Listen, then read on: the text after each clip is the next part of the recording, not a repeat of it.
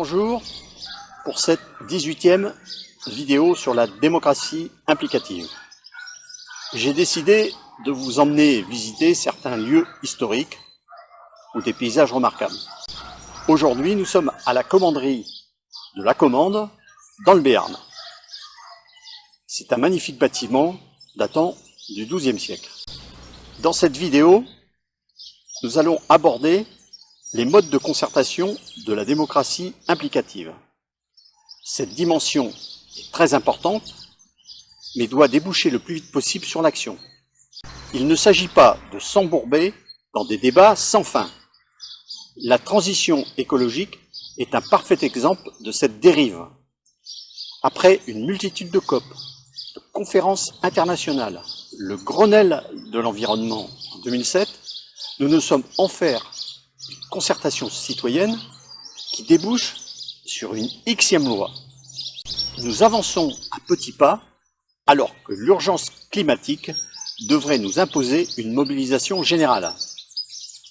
La démocratie implicative prendra les problèmes à bras le corps, même si tout le monde sait que leur résolution demandera du temps.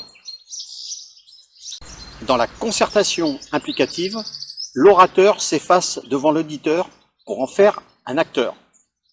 Cette notion est un élément fondateur de la démocratie implicative. La disputation ou controverse est un modèle de confrontation des idées. Il a beaucoup été utilisé pendant le Moyen Âge. Elle consistait en une discussion organisée sous la forme d'un débat oral entre plusieurs interlocuteurs, en général devant un jury et parfois en public. C'était la méthode essentielle de l'enseignement et de la recherche, ainsi qu'une technique d'examen dans les universités. Elle disparaîtra avec l'invention de l'imprimerie qui imposera la domination de l'écrit sur l'oral. Paradoxalement, l'apparition du numérique et des réseaux sociaux vont permettre sa réhabilitation. Elles seront un mode de discussion préférentiel entre les institutions et la société civile. Elles couvriront l'ensemble du champ démocratique, en particulier pour la présentation des projets en vue de l'attribution de subventions. Elles permettront l'argumentation de l'ensemble des partis. Elles rétablissent le lien humain entre les institutions et la société civile. Elles transformeront profondément le rôle des élus dans leur action, mais ils garantiront au final la décision. Elles seront diffusées sur les réseaux sociaux. Les internautes pourront intervenir en direct dans certaines conditions. Les questions et réponses en direct faciliteront l'évolution des opinions et l'acceptation des décisions, car elles seront mieux comprises.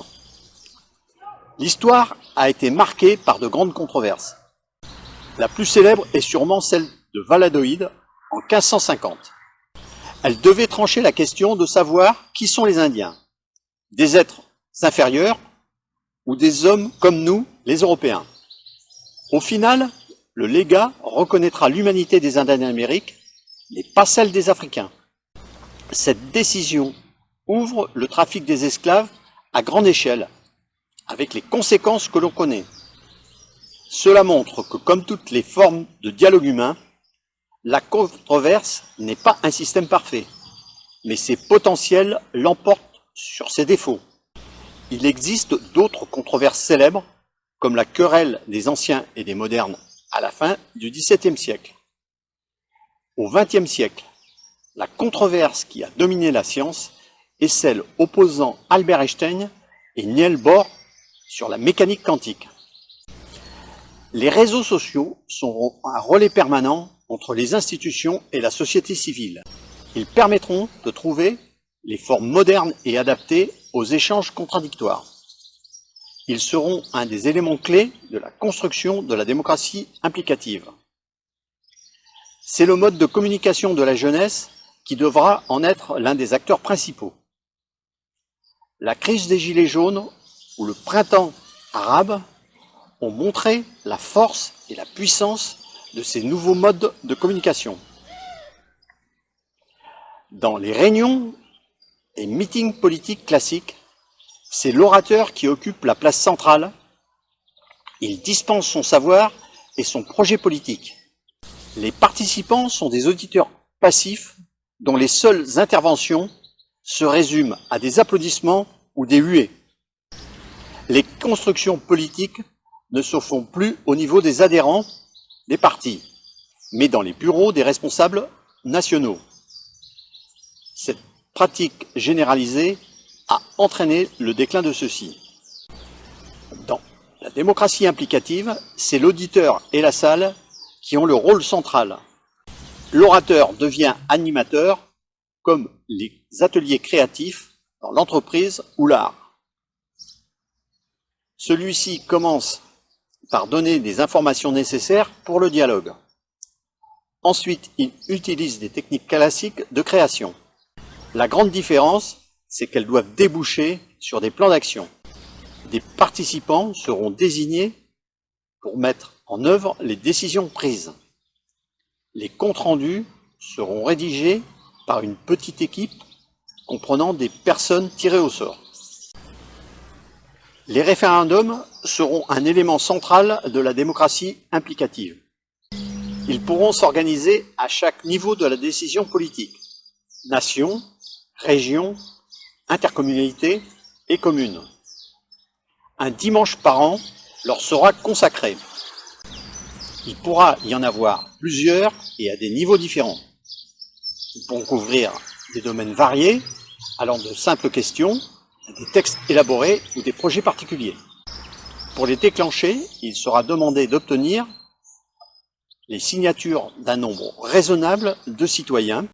Actuellement, ils sont pratiquement impossibles à organiser. Les politiques les redoutent et s'y opposent farouchement. Les sextennats de rétroaction. Nous verrons plus loin que la démocratie implicative propose une harmonisation de tous les mandats pour une durée de 6 ans. Nous savons que les boucles de rétroaction sont indispensables à un fonctionnement systémique. Quand la démocratie implicative sera opérationnelle, il faudra qu'elle se plie à cette procédure. Il faut qu'elle soit régulière, mais avec un espacement suffisamment long pour ne pas entraver l'action politique. Je propose un échelonnement trentenaire. Tous les 6 sextennats des 3 premières années seront consacrés à cette réflexion globale sur les différentes évolutions du système. Les modifications seront apportées et approuvées par référendum.